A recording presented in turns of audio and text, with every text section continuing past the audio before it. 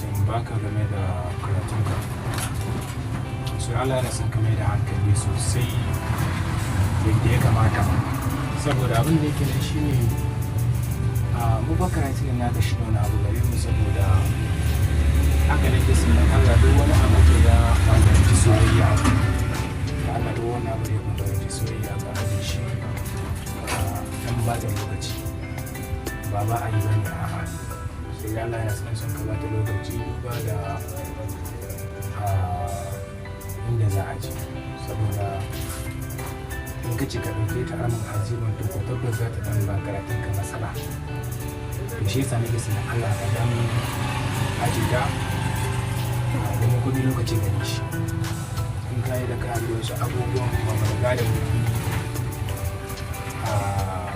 ginin kawai mun fara ba.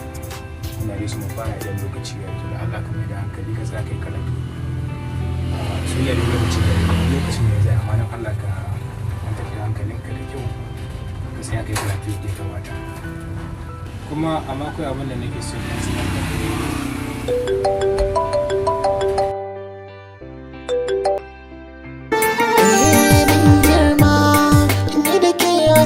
So mun kayo sabo kwai dama hauren mu da ke dare a shaida rabo na so ma mutuwa ta zama marabar mu zo dibo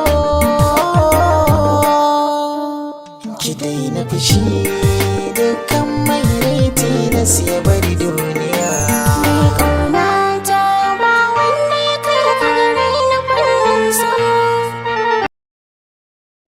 duba girma irin na duniya ta tare ne sanadi na soyayya kanta akan rasa lafiya ai fada an rasa rai har da dukiya.